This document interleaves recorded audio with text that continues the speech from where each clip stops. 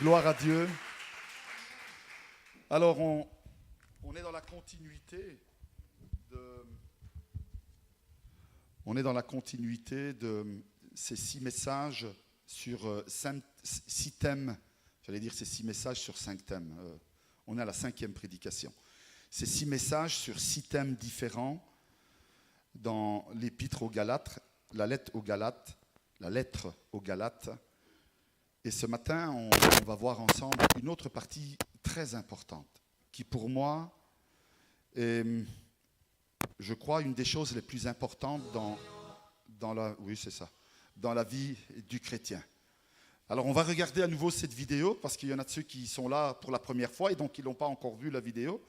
Il y a les 4 premiers qu'on a déjà fait ensemble, partagés ensemble, et puis il y a celle qu'on va voir aujourd'hui comme prédication.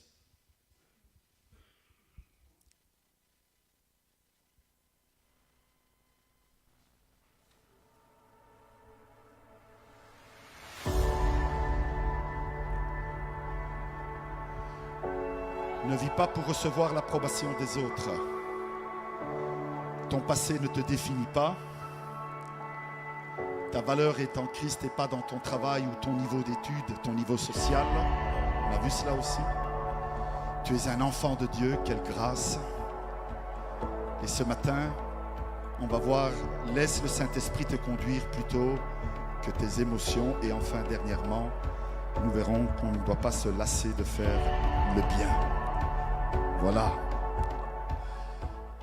Petite vidéo, juste pour nous rappeler qu'on est dans le thème de l'épître aux Galates. Ce matin, on va donc parler de nous laisser conduire par l'Esprit Saint, marcher avec l'Esprit Saint, plutôt que de nous laisser guider par nos émotions, par nos instincts, marcher selon nos émotions et nos instincts. Le verset que nous avons comme thème ce matin se trouve dans Galates chapitre 5, verset 25, qui dit comme ceci: « Si nous vivons par l'Esprit, marchons aussi selon l'Esprit. » Si nous vivons par l'Esprit, marchons aussi selon l'Esprit. Ce matin, donc, nous allons voir avec l'aide de la parole de Dieu, on va essayer de comprendre qu'est-ce que cela signifie marcher selon l'Esprit. Laissez-moi vous dire 2 choses importantes avant que nous entrions dans le sujet. Tout d'abord, ou premièrement, je crois que c'est essentiel de comprendre, c'est important, c'est vital de comprendre que vivre selon la chair, écoutez bien cela et ne soyez pas scandalisés de ce que je dis là, que vivre selon la chair n'exclut pas toute vie spirituelle. Nous sommes encore sur cette terre. Est-ce que vous êtes avec moi sur cette terre? Amen. Nous sommes encore sur cette terre et donc vivre selon la chair n'exclut pas une vie spirituelle. Important de comprendre cela. Et vivre selon l'Esprit n'interdit pas de satisfaire aussi nos besoins de la chair. Je tiens à répéter cela parce que beaucoup de personnes, lorsqu'ils entrent dans un chemin de foi, ils ont le sentiment qu'ils entrent dans une restriction de vie. Plus rien ne leur est permis, plus rien n'est autorisé, et tout ce qui a à voir avec la parole chair, c'est péché. Et donc,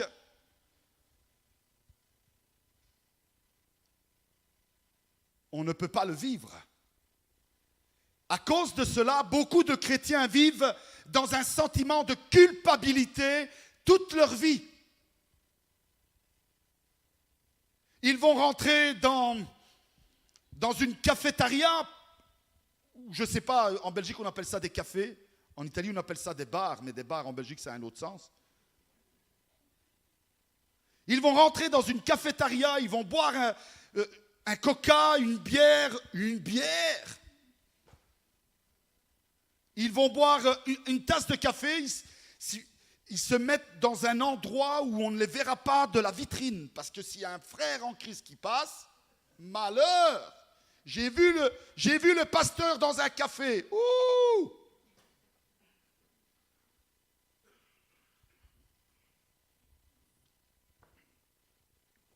Je ne suis pas un pilier des bars. Je ne suis pas en train de justifier que je serais un pilier des bars. Vous savez c'est quoi un pilier des bars? Non? Il n'y a que ceux qui l'ont été qui le savent. Hein? Moi, je n'ai pas été un pilier des bars, mais j'en ai vu beaucoup des piliers des bars. Un pilier des bars, c'est quelqu'un qui soutient le bar. Et donc, c'est quelqu'un qui sait tout ce qui se passe dans le bar. Il sait où sont les bouteilles, il connaît les prix, il connaît tout. C'est un pilier des bars. Nous sommes des piliers dans la maison de Jésus-Christ, dans la maison de Dieu. Amen. Parce que nous savons tout de Dieu, nous connaissons tout de Dieu et nous vivons avec Dieu. Nous sommes des piliers, nous sommes des colonnes. D'accord? Ça vous aide à comprendre pour les chrétiens ce que c'est qu'un pilier de bar.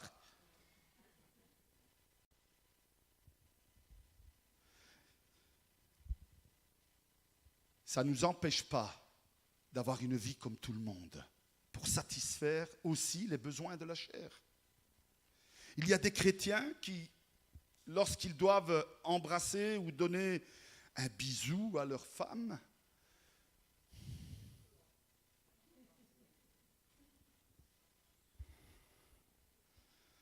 attention, hein?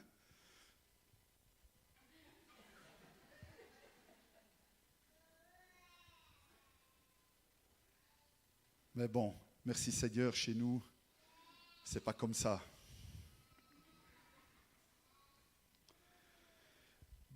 Vivre selon la chair n'exclut pas une vie spirituelle. Et vivre selon l'esprit n'interdit pas de satisfaire à nos besoins de la chair. Il y a une deuxième chose que je voudrais vous dire. Je n'ai pas encore commencé à prêcher. Il y a une deuxième chose que je voudrais vous dire ce matin qui est aussi pour moi très importante. Et je m'adresse à vous tous qui avez ce désir, qui avez certainement déjà lu ce passage et qui en avez peut-être déjà eu une explication ou peut-être vous en avez fait votre interprétation. Laissez-moi vous dire une deuxième chose très importante. Vivre selon la chair n'est pas un fantasme inatteignable. Ce n'est pas un rêve auquel tout le monde désire arriver à atteindre. Vivre selon la chair, selon l'esprit est quelque chose que nous tous, nous sommes capables de faire. Nous avons la possibilité de le faire. Alors, pour comprendre ces choses, nous allons voir ce que la parole de Dieu nous dit à ce sujet-là. Qu'est-ce que cela veut dire marcher selon l'esprit et non pas selon la chair? Qu'est-ce que cela veut dire vivre par l'esprit, marcher aussi selon l'esprit? Ce matin, nous verrons que le vrai bonheur, ce n'est pas de posséder tous les biens de la terre, d'avoir les plus grands diplômes, d'avoir du pouvoir, d'être beau selon les normes que le monde dicte, d'avoir des critères de qualité que le monde impose. Nous allons voir ce matin que le vrai bonheur, ce n'est pas du tout ces choses-là. Parce que toutes ces choses créent en nous une continuelle insatisfaction, une volonté de vouloir toujours plus, une volonté d'être toujours plus riche, une volonté d'être toujours plus intelligent, une volonté d'avoir toujours plus de pouvoir, une volonté d'être toujours plus beau.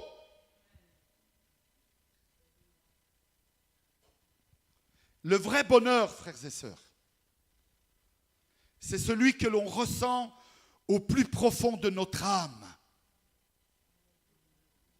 Le vrai bonheur, c'est cette paix intérieure que rien ne peut acheter. C'est cela le vrai bonheur. Et ce bonheur, et c'est ça qui m'est agréable, c'est ça qui réjouit mon cœur, c'est que j'ai vécu dans une enfance, dans une famille très pauvre, mais le bonheur était là parce que le Seigneur était présent dans notre maison. Et donc je peux être un sans-abri, je peux vivre dans la rue et avoir la paix de Dieu au fond de mon cœur, de mon âme, comme je pourrais vivre dans un somptueux château et passer des vacances dans un yacht extraordinaire et ne pas avoir la paix dans mon cœur. Mais je peux l'avoir aussi.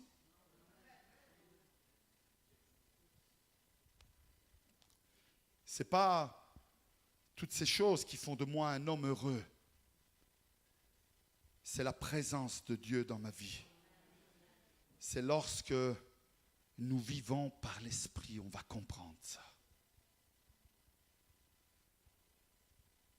Lorsque nous vivons par l'Esprit, alors peu importe ce que nous avons. Peu importe que nous sommes grands et forts ou petits et forts. Peu importe. Ce n'est pas important ça. Ce qui importe, c'est que nous vivons par l'Esprit. Et quand nous vivons par l'Esprit, alors nous pouvons marcher par l'Esprit et nous sommes heureux. Nous avons cette paix qui vient de l'âme et du cœur. Dans la Bible, on parle d'une manière,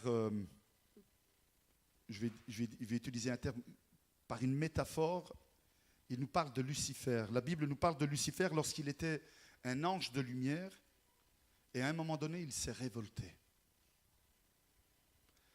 Dieu aurait pu le faire disparaître, lui et tous les anges qui l'ont suivi, qui l'ont écouté. Mais il n'en fut rien de cela. Dieu lui a laissé la possibilité d'être, et c'est comme ça que Jésus va le définir, le prince de ce monde, celui qui dirige, gouverne ce monde. En contrepartie, et c'est là ce qui nous intéresse à nous ce matin, en contrepartie, il a laissé à tous les êtres humains, à vous et à moi, la possibilité, frères et sœurs, d'avoir notre libre arbitre, de prendre chacun d'entre nous les décisions que nous voulons par rapport aux choses qui se passent dans la vie. Dieu n'oblige personne. Il a laissé ce qu'on appelle le libre arbitre. Il veut que celui qui l'aime par lui-même. Il ne se sente pas obligé de l'aimer. Que celui qui suive le Seigneur, qui marche dans la volonté du Seigneur, le fasse par lui-même et non pas parce qu'il se sente obligé de le faire.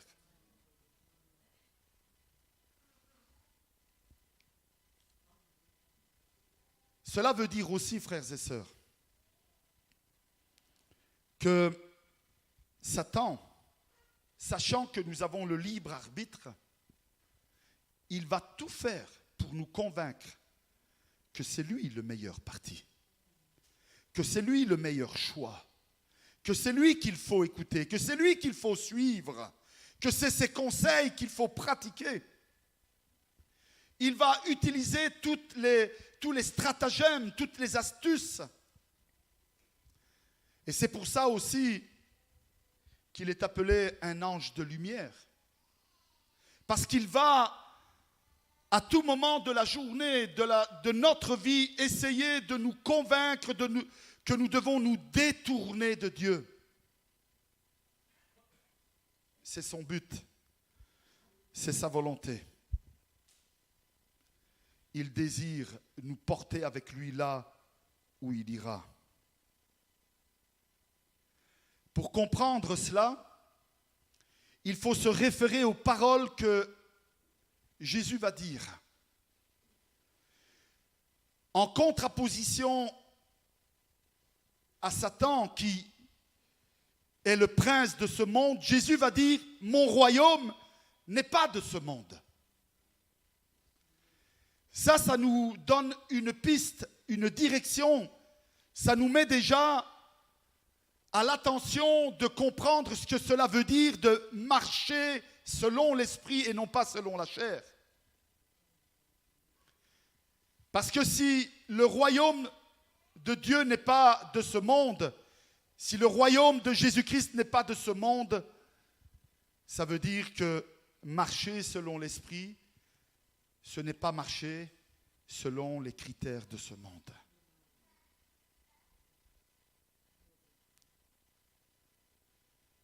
Les priorités de Jésus étaient le Père, étaient le royaume du Père. Quelles sont nos priorités?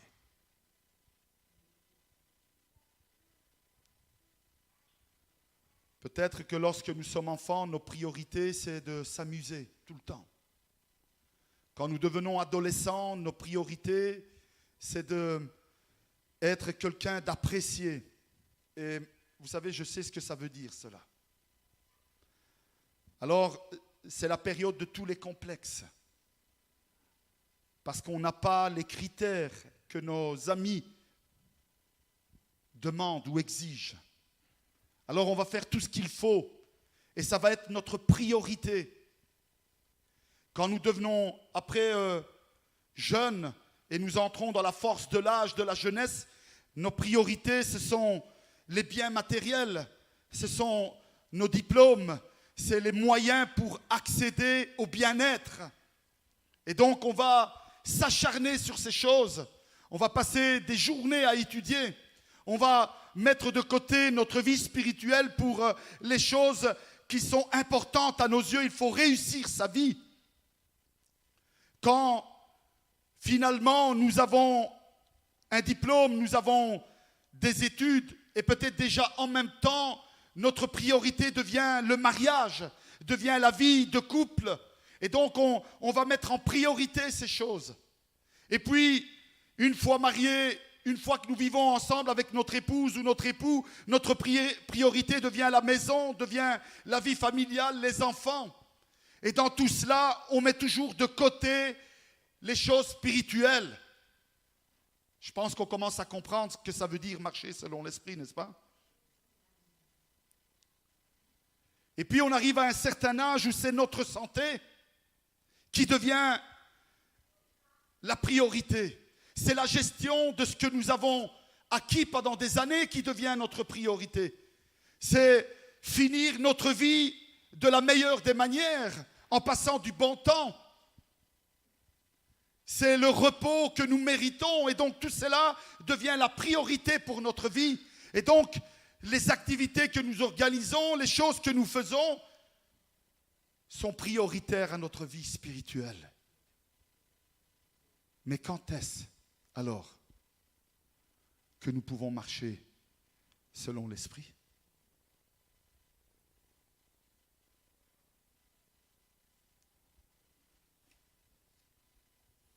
Dieu nous donnera toujours le choix. Ce matin, il t'a donné le choix. Il t'a donné le choix de venir dans sa maison ou de rester à ta maison. Certains, ce matin, ont choisi de ne pas venir à l'église parce qu'ils ont d'autres priorités dans leur vie. Dimanche prochain, certains choisiront de ne pas venir à l'église parce qu'ils auront d'autres priorités. Pendant la semaine, c'est identiquement la même chose. Dieu nous laisse 8 heures pour aller travailler, parfois même 10 ou 12. Il nous laisse 6 heures, 8 heures pour dormir la nuit.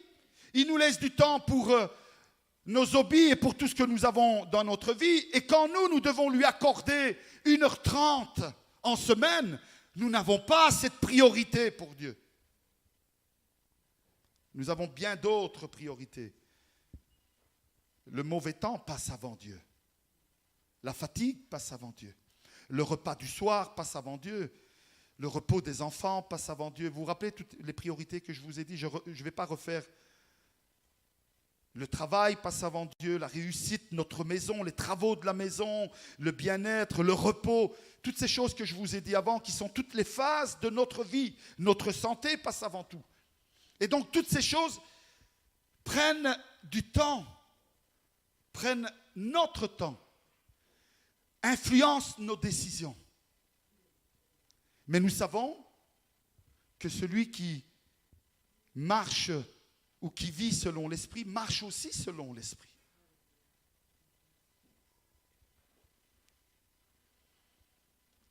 Vous savez, Dieu nous donne toujours le choix. Et il continuera à nous le donner. Mais c'est à nous, à savoir si nous devons choisir entre la vie spirituelle en priorité et le reste vous sera donné en surcroît, en plus, comme dit Jésus lui-même, ou la vie matérielle en priorité. C'est un choix que nous devons faire. L'apôtre Paul l'explique très clairement dans cette lettre aux Galates, au chapitre 5. Je voudrais lire avec vous du verset 16. Il explique très bien ce combat perpétuel qu'il y a dans le cœur de l'homme. Je dis donc, verset 16, chapitre 5, « Marchez selon l'esprit, et vous n'accomplirez pas les désirs de la chair. Car la chair a des désirs contraires à ceux de l'esprit, et l'esprit en a des contraires à ceux de la chair. Ils sont opposés entre eux, afin que vous ne fassiez point ce que vous voudriez. Si vous êtes conduits par l'esprit, vous n'êtes point sous la loi. Or, les œuvres de la chair sont manifestes.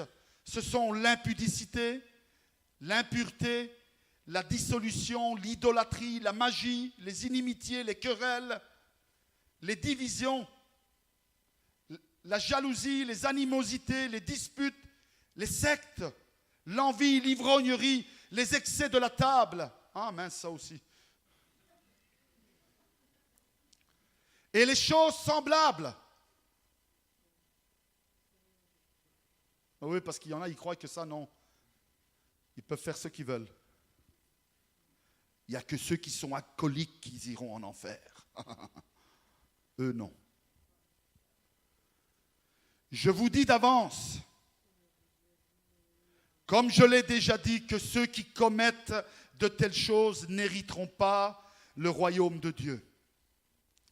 Verset 22. Mais le fruit de l'esprit, c'est l'amour, la joie, la paix, la patience, la bonté, la bénignité, la fidélité, la douceur, la tempérance. La loi n'est pas contre ces choses. Ceux qui sont à Jésus-Christ ont crucifié la chair avec ses passions et ses désirs. Si nous vivons par l'esprit, marchons aussi selon l'esprit. Ne cherchons pas une vaine gloire en nous provoquant les uns les autres, en nous portant envie les uns aux autres.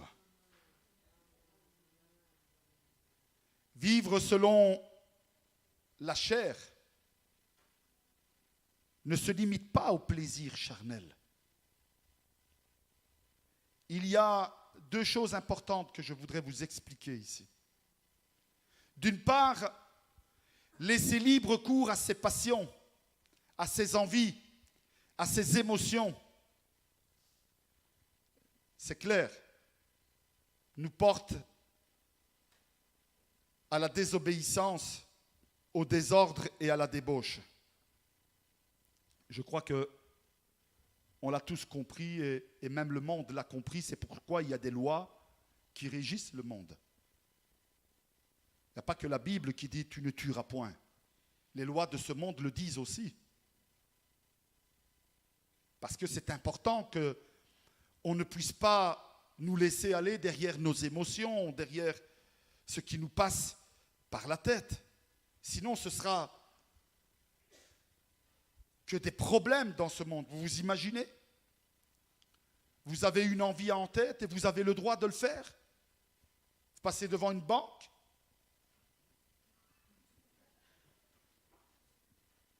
Vous passez devant une bijouterie et vous dites, tiens, aujourd'hui je vais offrir une belle bague à mon épouse. Vous entrez, vous vous servez, vous partez. C'est pour ça qu'il y a des règles.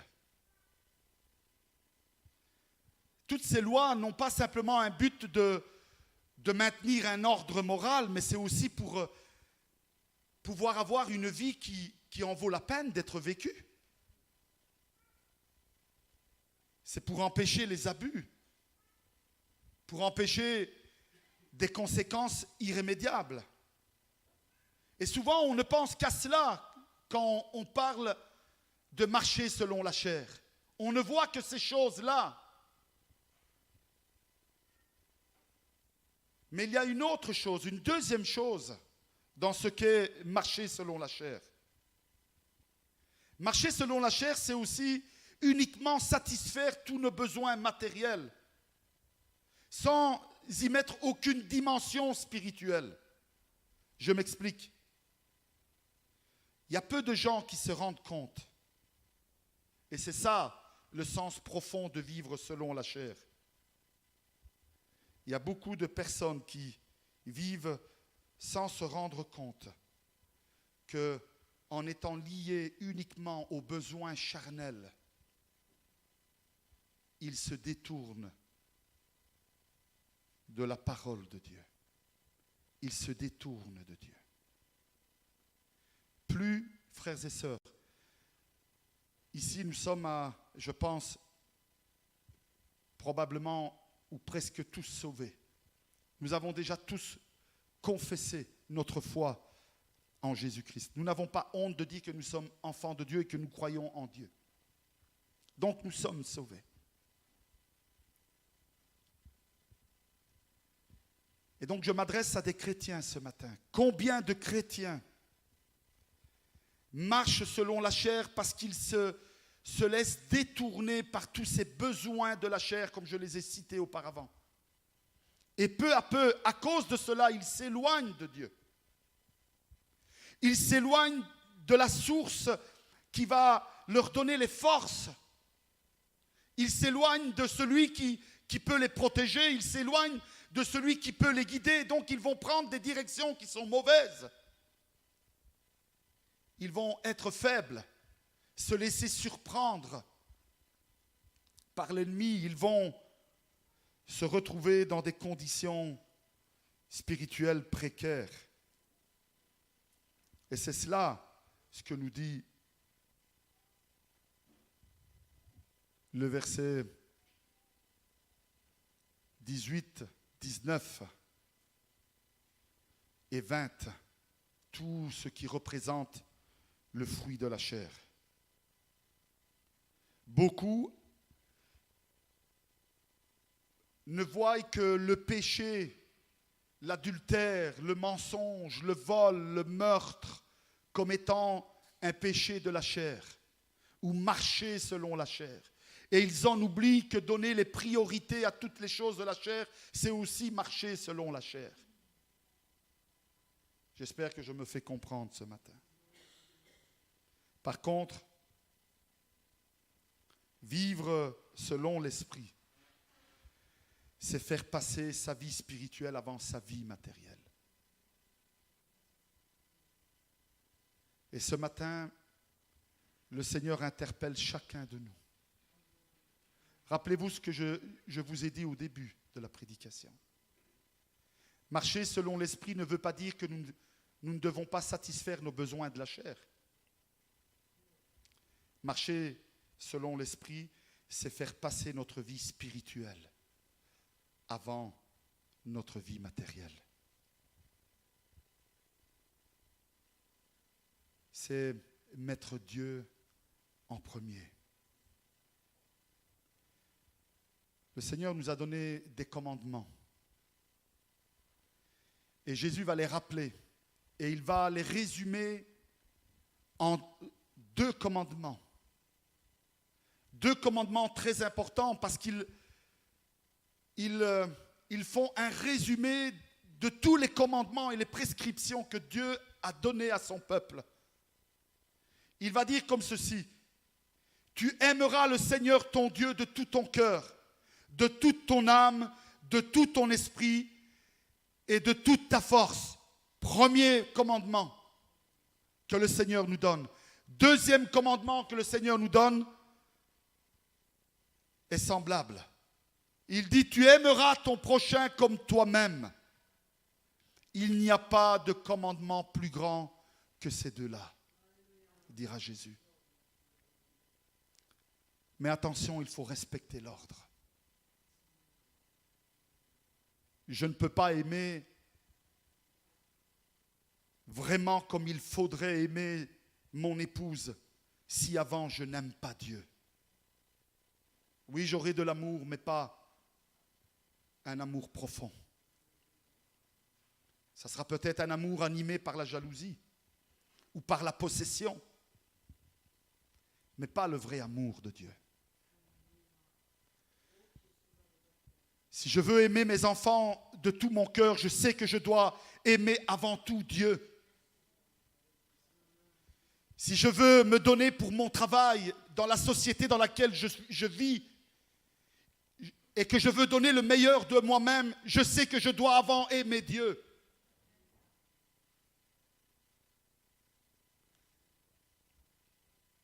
Le premier commandement, c'est d'aimer notre Seigneur, notre Dieu de tout notre cœur, de toute notre âme, de tout notre esprit et de toutes nos forces. Quand nous le mettons en priorité, alors le deuxième est possible. Je crois que je vous ai déjà raconté cette histoire de cette petite fille, mais je vais le répéter ce matin. Cette petite fille qui a sa maman qui est monitrice de l'école du dimanche.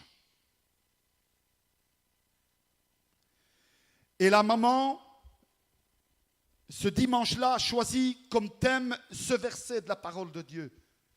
Il faut aimer Dieu en priorité. Il faut aimer Dieu plus que toute chose. Et lorsque la réunion va se terminer, ils vont rentrer à la maison. Et la petite fille est dans ses pensées, tracassée. Et sa maman va comprendre que quelque chose ne va pas. Et elle va lui dire, qu'est-ce qui se passe? Pourquoi es-tu aussi tracassée? Elle dit, maman, ce matin, tu as dit quelque chose qui me met mal. Tu as dit qu'il faut aimer Dieu plus que toute autre chose.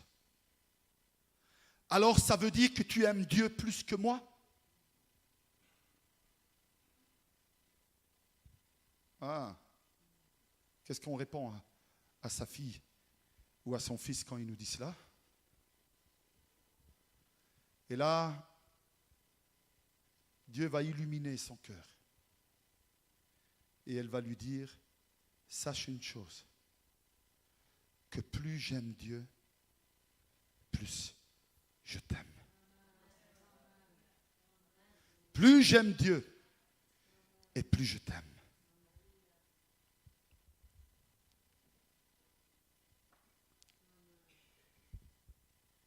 Marcher selon l'Esprit, c'est faire passer sa vie spirituelle avant toutes les autres choses. Marcher selon l'Esprit, frères et sœurs, c'est tenter d'appliquer sa vie selon la parole de Dieu. C'est de chercher de lui plaire en obéissant à ses commandements avec humilité et discernement. Et là, à nouveau, l'apôtre Paul nous le dit dans le chapitre 5, verset 26. Il dit comme ceci, Ne cherchons pas une vaine gloire en nous provoquant les uns les autres, en nous portant envie les uns les autres. Ne cherchons pas notre propre intérêt. C'est cela ce que l'apôtre Paul dit. Si nous voulons marcher selon l'esprit, ne cherchons pas notre propre intérêt. Et puis il continue, chapitre 6, versets 1 à 8, il dit, frères, c'est important cela. Si un homme vient à être surpris en quelque faute, vous qui êtes spirituels, redressez-le avec un esprit de douceur. Vous savez, il se passe de tout dans les églises aussi. Parfois, il peut y avoir une erreur qui a été commise par un frère ou une sœur dans l'église. Et ça, c'est la bonne occasion pour d'autres de démontrer qu'il n'est pas parfait. Pas ici. Alors on va mettre en valeur. Tu as vu qu'est-ce qu'il a fait là? Ça, c'est terrible. C'est inadmissible. C'est pas permis, la parole de Dieu n'accepte pas ces choses. Alors on en parle, on en reparle. Et puis on rencontre quelqu'un d'autre et tu sais, toi, qu'est-ce qui s'est passé jeudi à la prière? Non. Ah, bien, je vais te raconter.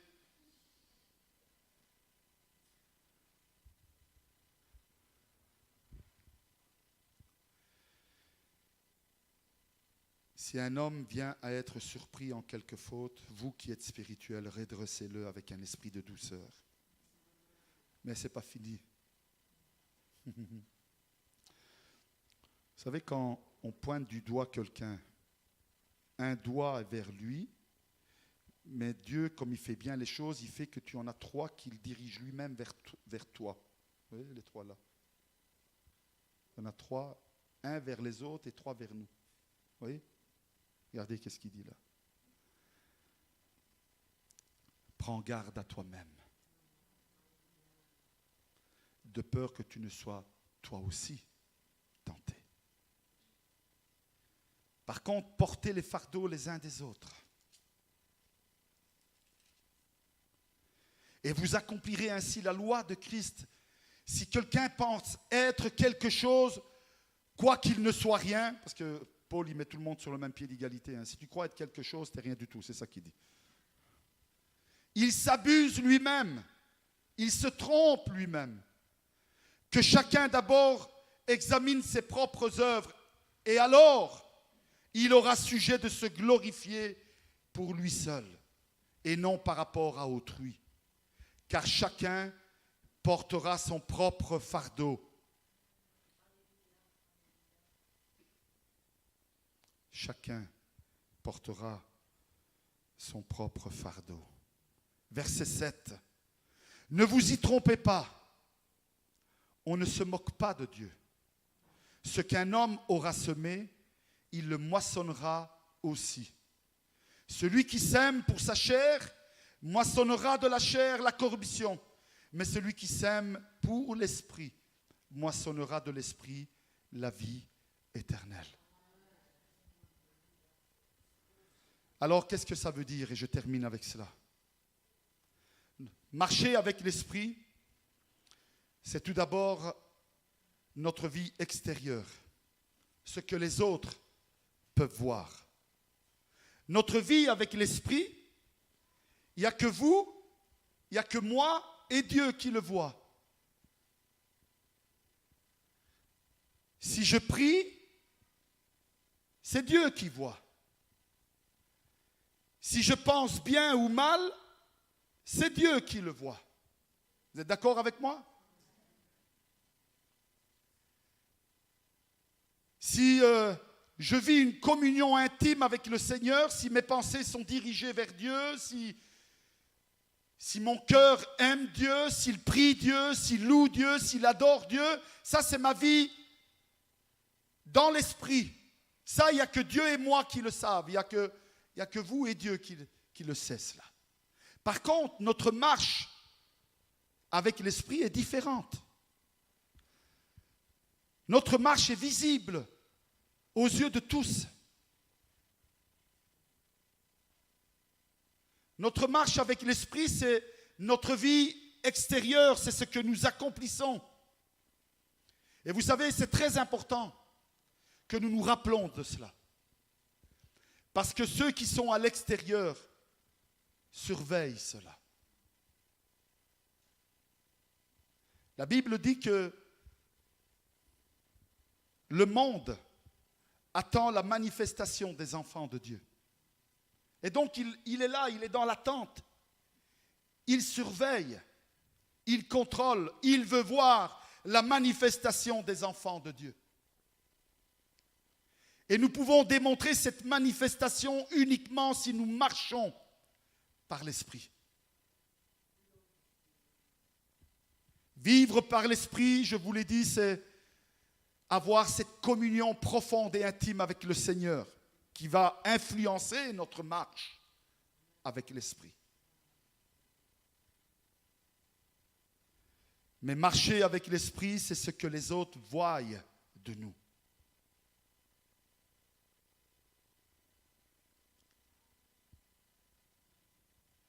Je le dis souvent aux parents qui attendent des enfants.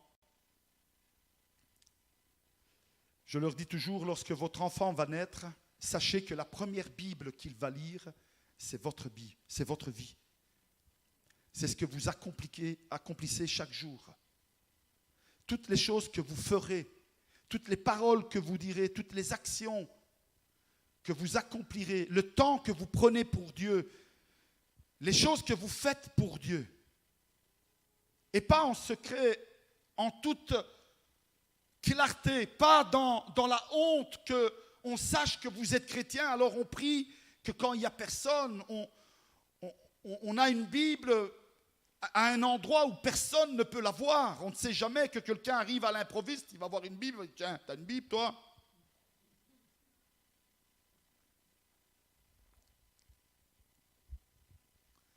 Nous sommes la première Bible que nos enfants vont lire. Mais nous sommes aussi la première Bible que nos collègues de travail vont lire, que nos voisins vont lire, que nos familles, nos parents vont lire. Nous sommes la première Bible. Alors, c'est important que mon extérieur reflète mon intérieur. C'est important que je puisse marcher par l'Esprit de la manière que je vis par l'Esprit. Ah, ça ne veut pas dire que nous ne sommes pas infaillibles. Quelqu'un pourrait croire et dire, mais alors, on ne peut jamais commettre d'erreur, de faute. Et quand nous en commettons une, ça veut dire que nous marchons par la chair et pas par l'esprit, et nous ne vivons pas par l'esprit, mais nous vivons par la chair. Non, non, je vous ai dit tantôt, ne nous compliquons pas la vie avec toutes ces choses. Les gens qui nous regardent dans la rue, sur notre lieu de travail, dans notre famille, voient si nous marchons selon l'esprit. Vous savez, quand vous voyez quelqu'un marcher dans la rue, si vous le voyez marcher vite, vous dites, ah, il a l'air en forme, le gars, hein? Non? C'est pas vrai? Par contre, si vous voyez qu'il marche comme ça, vous dites, oh, il n'est pas en bonne santé, hein? Pas vrai? Je suis tout seul ce matin.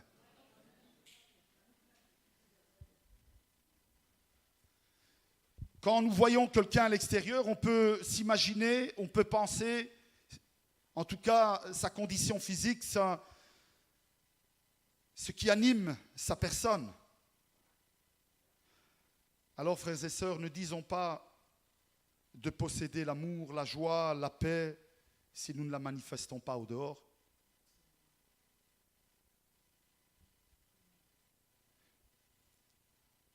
Ne disons pas de posséder la patience si nous n'en avons pas.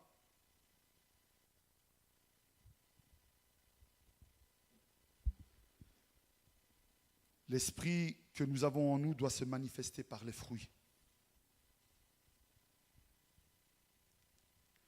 Pour marcher, ça se fait avec ses pieds, n'est-ce pas? Et quand on marche, on fait un pas avant l'autre. Il n'y a que les kangourous qui font... Vous avez déjà vu les kangourous, comment ils marchent? Bon, c'est tout en même temps. Nous, quand nous marchons, on fait un pas à la fois. Même quand on court, c'est un pas à la fois. Dieu demande que l'on fasse de la même manière, un pas à la fois. Ne nous prenons pas la tête, avançons, marchons, un pas à la fois, avançons. Mettons Dieu en priorité. Vous savez, la Bible nous donne des exemples extraordinaires d'hommes qui ont été très influents dans leur société, dans leur époque, dans leur génération, et qui ont mis Dieu en priorité dans leur vie. Vous vous rappelez de Joseph? Joseph a été un homme qui a mis tout le temps Dieu en priorité dans sa vie. Et pourtant, il était le second du Pharaon. Il a permis, c'est impressionnant, il a permis, parce qu'il était sensible à Dieu, parce qu'il avait mis Dieu en priorité, il a permis de sauver une nation entière et toutes celles qui étaient aux alentours de 7 ans de famine, nous dit la parole de Dieu. C'est pas rien du tout, vous savez. Cet homme avait mis Dieu en priorité dans sa vie et Dieu l'a utilisé dans la société dans laquelle il vivait. Daniel, rappelez-vous, cet homme qui a mis Dieu en priorité, qui n'a pas eu peur d'affronter la colère de ceux qui étaient autour de lui parce qu'il avait mis Dieu en priorité. Cet homme va devenir le premier ministre. J'ai rien contre Michel. Je ne partage pas tout ce qu'il fait, simplement. Mais je préférerais que pour la Belgique, il y ait un Premier ministre comme Daniel, pas vous? Est-ce que vous ne préfériez pas qu'il y ait Daniel comme Premier ministre en Belgique? Vous savez, c'est qui Daniel? Celui qui a été dans la fosse au lion, là. Peut-être que quelqu'un a dit, c'est qui Daniel? C'était un des disciples, c'était un apôtre, c'était qui Daniel? Qu'est-ce qu'il a fait encore, Daniel? Est-ce que vous ne préféreriez pas que ce soit Daniel, le Premier ministre, s'il était aujourd'hui dans les élections du 14? Est-ce qu'on ne voterait pas pour lui? La semaine dernière, j'ai présenté à Liège un futur candidat.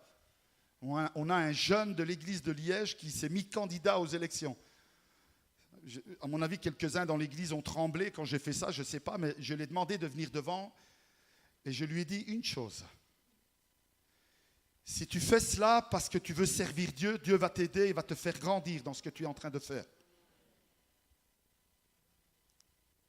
Si tu fais ça pour ta gloire, pour la puissance que tu vois dans les hommes politiques, tu ne passeras pas à ces élections.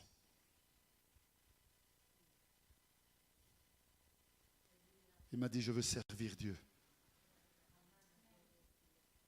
Alors on a prié ensemble avec toute l'église. L'église s'est levée, on a prié pour cet homme, ce jeune. Peut-être qu'un jour, il y a quelqu'un qui va se lever ici et qui deviendra le Premier ministre de la Belgique. Vous vous imaginez ça? Il n'y a personne qui dit Amen, vous n'y croyez pas. Vous n'y croyez pas, je le vois bien.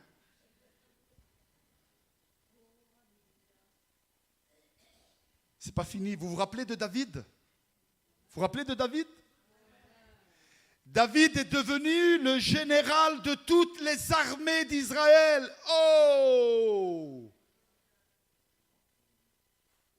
Vous vous rappelez de ça? Quel stratège! Un homme au service de sa nation. Mais la Bible dit qu'il avait un cœur selon le cœur de Dieu. Waouh!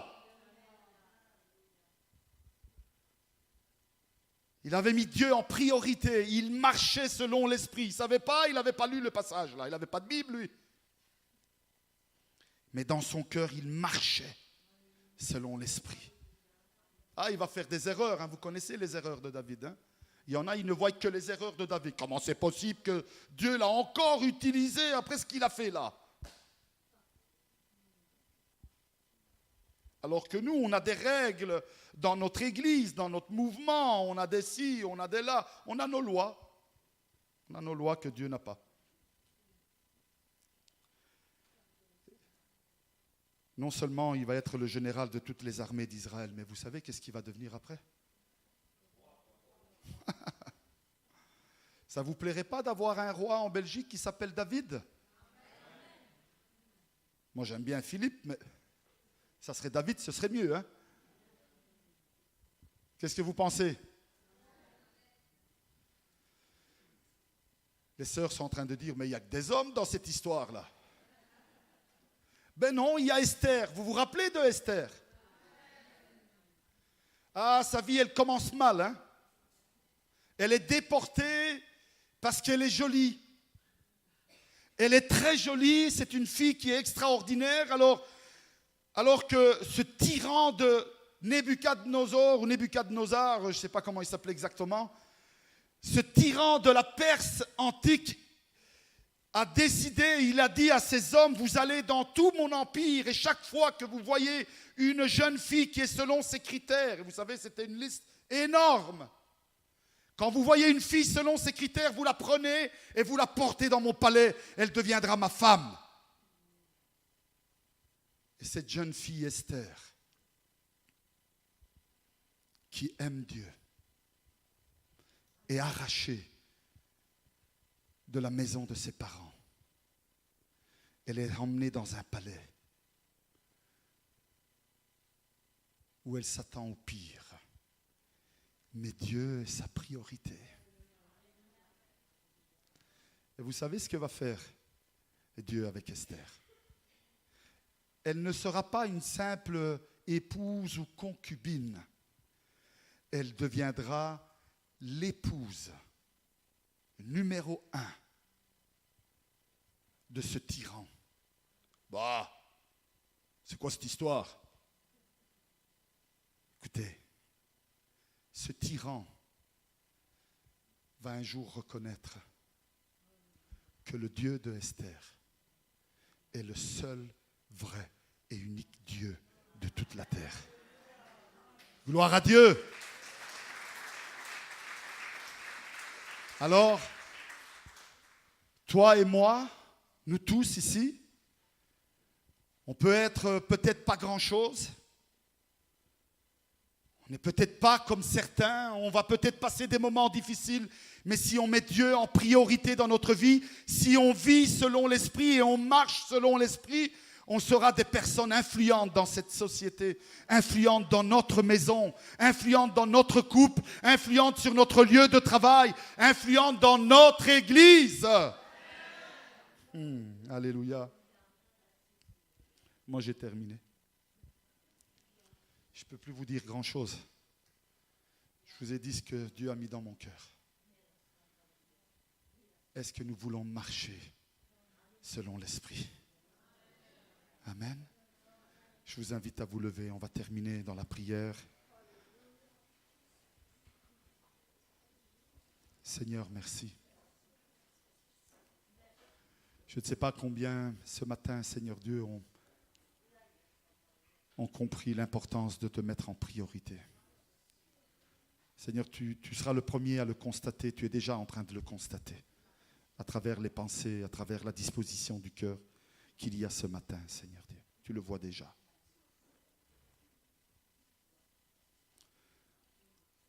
Seigneur, je veux te prier pour tous ceux qui, en premier, ont pris cette décision ce matin. Non pas parce qu'ils veulent devenir Premier ministre, général des armées ou roi, ou l'épouse d'un grand roi, d'un puissant roi, mais parce que simplement, ils veulent te mettre en priorité. Seigneur, je veux te prier pour eux, pour moi, Seigneur Dieu. Que tu nous donnes la force, le courage, la sagesse, l'intelligence spirituelle, le discernement, pour pouvoir vivre, Seigneur Dieu, selon l'Esprit et aussi marcher selon l'Esprit. que pendant que nous vivons sur cette terre, pendant que nous accomplissons notre devoir, notre vie sur cette terre, pendant que nous sommes un être humain parmi les êtres humains, Seigneur, nous soyons des enfants de Dieu qui t'ont mis en premier dans leur vie. Seigneur, je veux vraiment te prier pour ces jeunes et ces moins jeunes, ces personnes âgées, Seigneur, qui composent cette église, qui ce matin nous entendent à travers la retransmission, Seigneur, que nous avons. Seigneur, nous te prions, que je te prie, Seigneur, que ces cœurs vraiment s'élèvent pour ta gloire dans cette église. S'élèvent pour ta gloire dans leur couple, dans leur maison, dans leur famille, sur leur lieu de travail, dans cette ville d'Andenne, dans cette société, Seigneur, et que nous puissions marcher par l'Esprit. Oui, Seigneur Dieu, nous te disons merci parce que ce matin, c'est vrai que nous sommes tous debout, mais maintenant il faut marcher. Il faut marcher. On ne peut pas marcher assis ou couché. Il faut se lever. Et nous sommes tous debout ce matin, Seigneur Dieu. Donne-nous la volonté. Accompagne-nous, guide-nous, Seigneur, dans notre chemin de tous les jours. Aide-nous, soutiens-nous, afin que nous puissions être ces chrétiens qui marchent par l'Esprit dans cette société qui est perdue dans le péché et qui ne sait plus où aller. Seigneur, merci.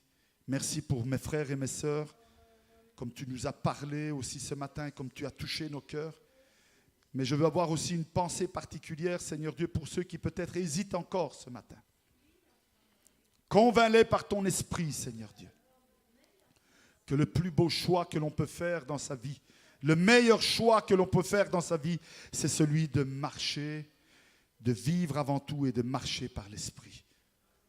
Oui, Seigneur, convainc-les dans le nom puissant de Jésus-Christ. Amen.